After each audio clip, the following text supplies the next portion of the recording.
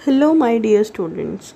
Today we are starting our new chapter, that is chapter number 16, light. So light क्या होता है? Light is a form of energy. अब इस light की ज़रूरत किस लिए होती है? ताकि हम अपनी सराउंडिंग के अंदर सभी चीज़ों को देख सकें, चाहे वो चीज़ कुछ भी है। बुक का पढ़ना है, पिक्चर्स देखना है, मैगज़ीन को पढ़ना है, टीवी देखना है, या बाकी जितनी भी चीज़ें, इवन एक दूसरे को देखना भी पॉसिबल किसकी वजह से होता है? Due to the existence of light. और ये लाइट ही है जिसकी वजह से हम मिरर के अंदर खुद की शक्ल को देख पाते हैं। और सबसे बड़ी बात कि जो लाइट है इनको डिटेक्ट कौन करता है? वो डिटेक्शन होती है just because of our eyes. अब हम बात करते हैं कि हमें जो चीज़ें दिखाई दे रही हैं वो किसकी वजह से दिखाई दे रही है। इवन बहुत सी चीज़ें हैं जो हम अपनी सराउंडिंग में देख रहे हैं। कहता है अगर वहाँ पर लाइट है तभी हमें वो चीज़ विजिबल होती है, और अगर वहाँ पर लाइट नहीं है तो हमें वो पर्टिकुलर चीज़ उस टाइम पर विजिबल नहीं होगी। मान लिया बहुत अंधेरा है, वहाँ कोई लाइट नहीं है, क्या हम एक दूसरे को देख पाएंगे? नहीं देख पाएंगे। तो यहाँ हम फाइनली क्या कंक्लूड करते हैं कि हम किसी भी चीज़ को सिर्फ और सिर्फ तभी देख पाते हैं जब लाइट उस ऑब्जेक्ट से रिफ्लेक्ट होकर हमारी आंखों पर पड़ती है। तो लाइट की वजह से ही क्या होता है, जो चीज़ें हैं वो हमें क्या होती हैं? दिखाई देती हैं।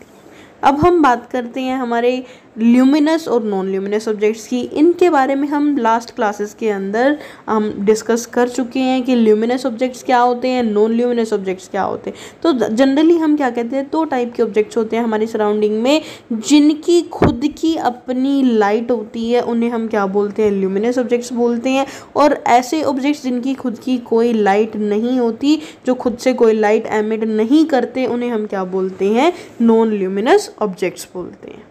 अब अगर बात की जाए इनके एग्जांपल्स की, तो जो हमारे सन हैं, जो स्टार्स हैं, या लाइटेड बल्ब है, मतलब नॉर्मल बल्ब जब नहीं जग रहा तो वो नॉन ल्यूमिनस के अंदर इंक्लूड होगा, और जब उसमें से लाइट आ रही है, मतलब लाइटेड इलेक्ट्रिकल बल्ब है, या ग्लोइंग ट्यूब लाइट है, टॉर्च है, फायर है, या हमारी जलती हुई कैंडल है, ये सब किसके अंदर इंक्लूड होते हैं? They all are included in luminous objects. अब वो ल्यूमिनस ऑब्जेक्ट्स भी हमें दिखाई देते हैं, क्यों? क्योंकि जो लाइट वो छोड़ रहे हैं, जो लाइट उनसे रिलीज हो रही है, वो कहाँ एंटर कर रही है? हमारी आइज़ में एंटर कर रही है, जिसकी वजह से हम क्या कर पा रहे हैं? उसे भी देख पा रहे हैं, और उसकी सराउंडिंग में जो चीज़ें हैं उन्हें भी देख पा रहे हैं। अब सभी ऑब्जेक्ट्स की तो अपनी कोई लाइट नहीं होती, मोस्ट ऑफ क्या होते हैं? नॉन ल्यूमिनस होते हैं। तो ऐसे ऑब्जेक्ट्स जो खुद से जिनकी कोई लाइट प्रोड्यूस नहीं होती जिनसे, उन्हें हम क्या बोलते हैं? नॉन ल्यूमिनस ऑब्जेक्ट्स बोलते हैं। अब इन नॉन ल्यूमिनस ऑब्जेक्ट्स के अंदर हमारी अर्थ है, बाकी के प्लैनेट्स हैं, या जो ऑब्जेक्ट्स हमारी सराउंडिंग के अंदर है like table, chair, book, tree, even हम खुद, plants, flowers, fan, bed, mirror, diamond, ये सब की सब चीज़ें किसके एग्जाम्पल हैं?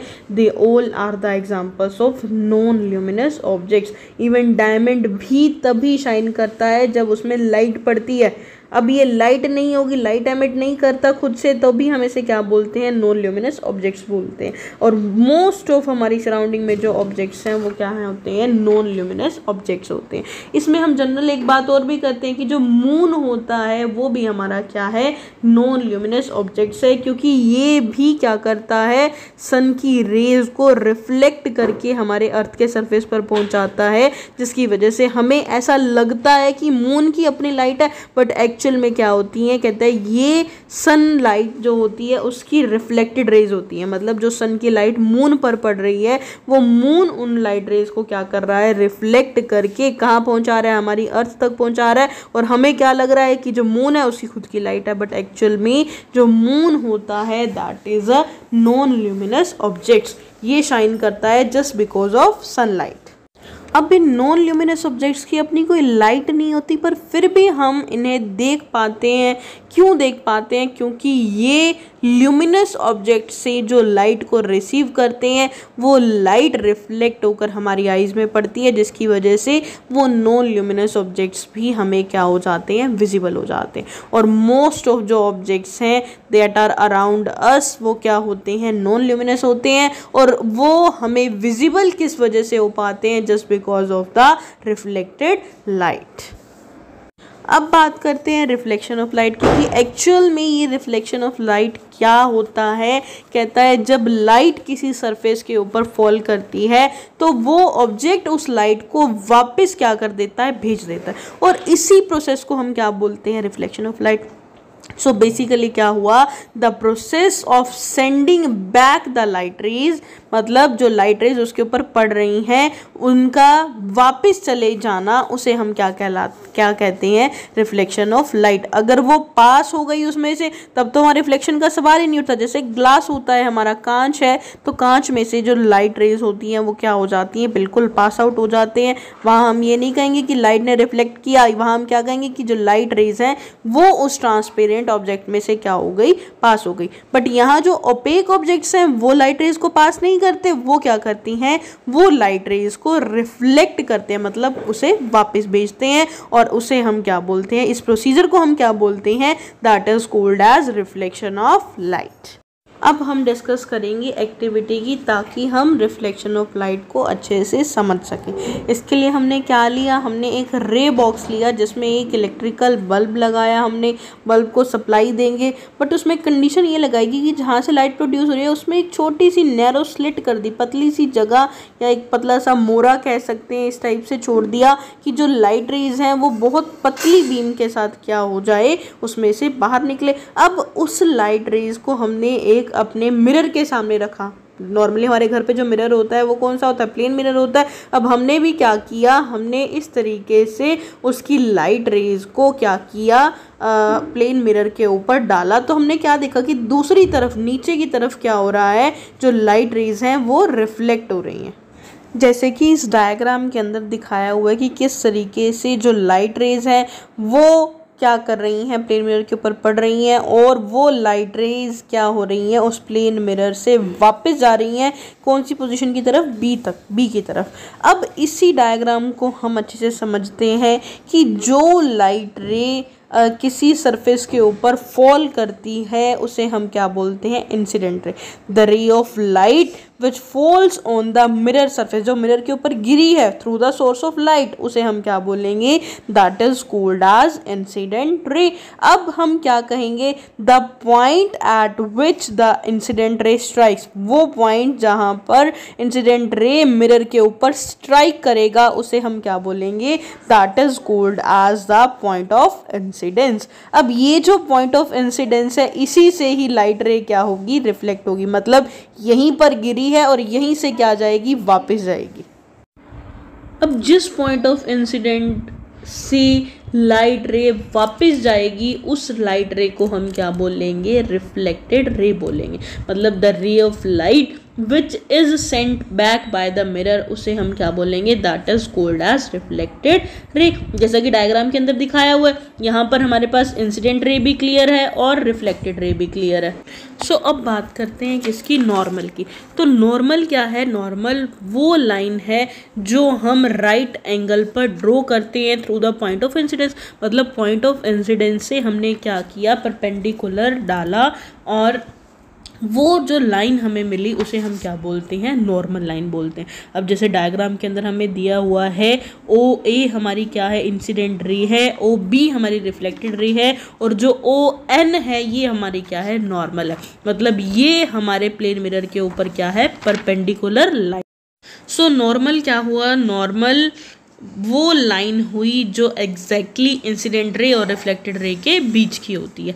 अब हम बात करते हैं किसकी, एंगल ऑफ इंसिडेंस की। अब कहते हैं इंसिडेंट रे नॉर्मल के साथ जो एंगल बनाती है उसे हम क्या बोलते हैं, एंगल ऑफ इंसिडेंस। मतलब the angle which is between incident ray and the normal, उसे हम क्या बोलेंगे, एंगल ऑफ इंसिडेंस बोलेंगे। और एंगल ऑफ रिफ्लेक्शन किसे बोलेंगे, that is the angle between reflected ray and the normal, उसे हम क्या बोल रहे हैं, एंगल ऑफ रिफ्लेक्शन। ये तो थी जनरल बातें।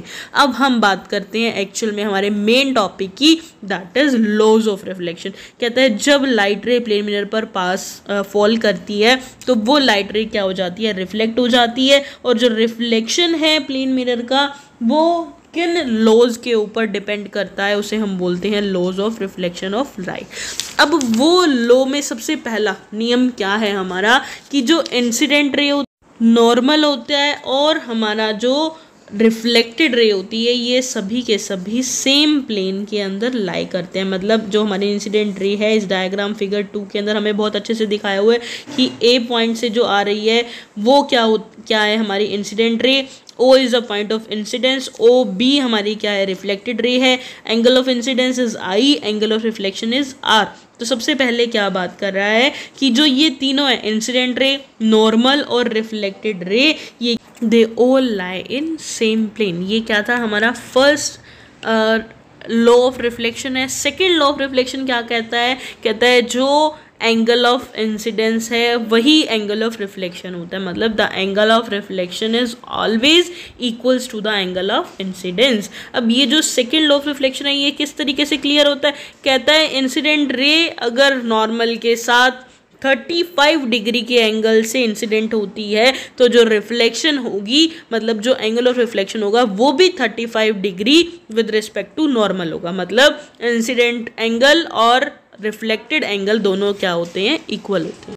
अगर हम एंगल ऑफ इंसिडेंस को चेंज करते हैं तो हमारा एंगल ऑफ रिफ्लेक्शन भी क्या हो जाएगा, उसी अकॉर्डिंगली चेंज हो जाएगा। अगर हमने 45 के एंगल से इंसिडेंट रे को स्ट्राइक कराया तो एंगल ऑफ रिफ्लेक्शन भी क्या हो जाएगा, 45 हो जाएगा। 60 डिग्री के एंगल पे करवाया तो हमारा एंगल ऑफ रिफ्लेक्शन भी क्या हो जाएगा, 60 हो जाएगा। अब हम कहते हैं कि अगर हमने लाइट रेज को नॉर्मली फॉल करवाया, मतलब perpendicular on the surface of a plane mirror, तो उस केस में इंसिडेंट रे, नॉर्मल और रिफ्लेक्टेड रे तीनों ही हमारी क्या रहेंगी, सेम रहेंगी। And in that condition angle of incidence क्या होगा, 0 होगा। तो एंगल ऑफ रिफ्लेक्शन भी हमारे पास क्या हो जाएगा, 0 हो जाएगा। So a ray of light which is incident perpendicularly on a mirror is reflected back along the same path। जिस रास्ते से गई है उसी रास्ते से क्या हो जाएगी, वापस आ जाएगी। अब आपको बुक के अंदर 2 सैम्पल प्रॉब्लम दिए हुए हैं जो आपने खुद से एक बार अच्छे से रीड करना है, उसको समझने की कोशिश करना है और इसे हम नेक्स्ट लेक्चर के अंदर कंटिन्यू करेंगे।